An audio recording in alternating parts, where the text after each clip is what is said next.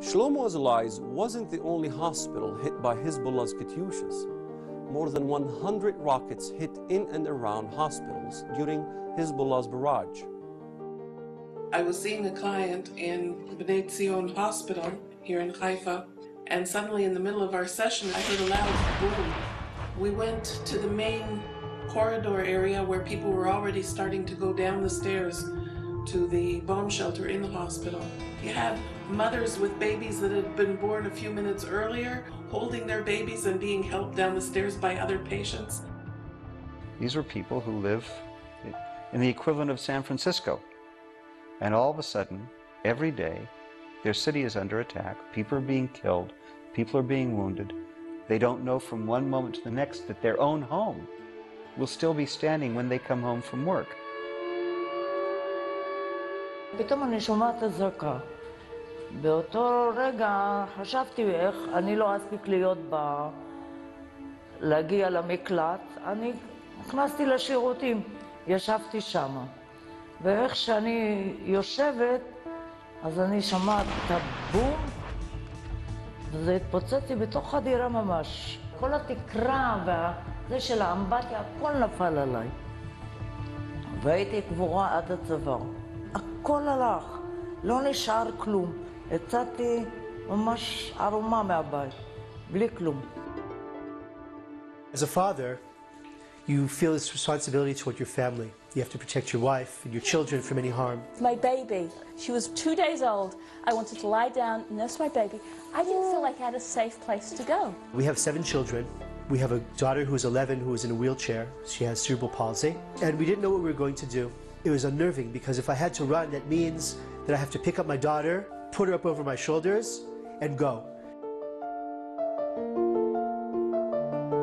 For the first time since 1948, we've had a large-scale internal refugee problem in Israel, where we had about 500,000 Israelis were rendered homeless by the Katyusha shelling. This refugee population was comprised of Jews and non-Jews alike because the Katyusha rockets didn't distinguish between Jewish and non-Jewish settlements and villages. For the Israelis who didn't leave the area, it was extremely uncomfortable.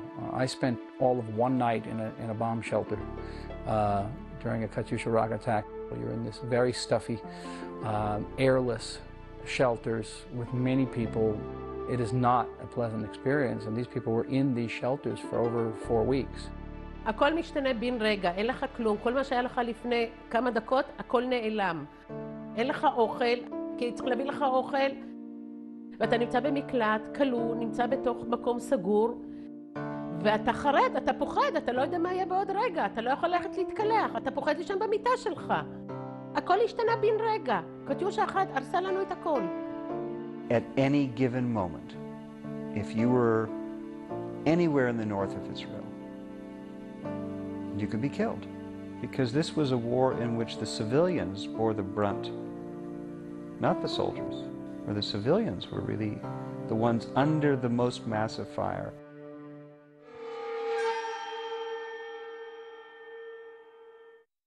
Two more children lost their father that scorched summer in Haifa. Eleanor and Shlomi Mansoura took their young daughters to their mother's house during the attacks. But Shlomi, who worked in the train yards, needed to go to work that day. שלומי היה בן אדם מאוד מיוחד. הוא היה בן אדם שאהב מאוד לתת, מאוד לעזור. טוב, חייכן.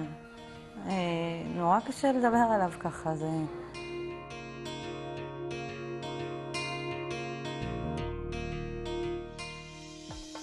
יום חמישי שנפל הטיל בנהריה פה לידינו, כמה בניינים לידינו, כל הבית רעד, אז זה היה קשה.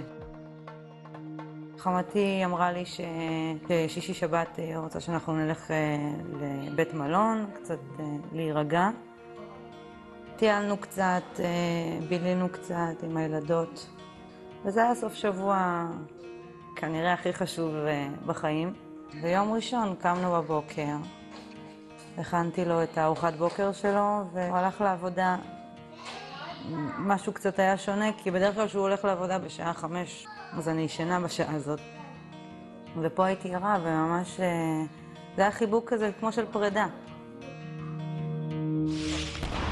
Haifa, the city which exemplifies peaceful Arab-Jewish coexistence, was suddenly also hit by the Katyusha bombardment.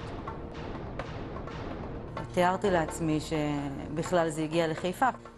לא חשבתי שקרה לו שום דבר, וכל מי שהתקשר גם להגיד לי מה איתו, אמרתי להם, אל תדאגו, הוא בסדר, הוא בטח עוזר שם. הייתי בטוחה שהוא עוזר לאנשים שם, בגלל זה הוא לא עונה לי לטלפון, וככל שעברו השעות והוא באמת לא ענה, אז החלטנו שאני נוסעת לבית חולים, כדי לדעת מה איתו, אולי הוא פצוע או משהו כזה. ואיך שאמרתי את השם, הגיעו עובדות סוציאליות ורופאים וכל כאלה. נתנו לי כדור הרגעה ואמרו לי שהוא נהרג.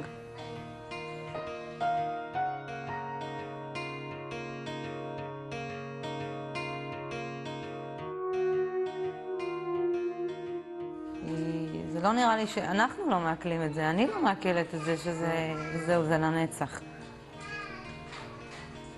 זה תחושה שכל רגע דופקים בדלת והוא נכנס, או פותח את הדלת עם המפתח והוא נכנס, זה לא נתפס. זה נורא קשה,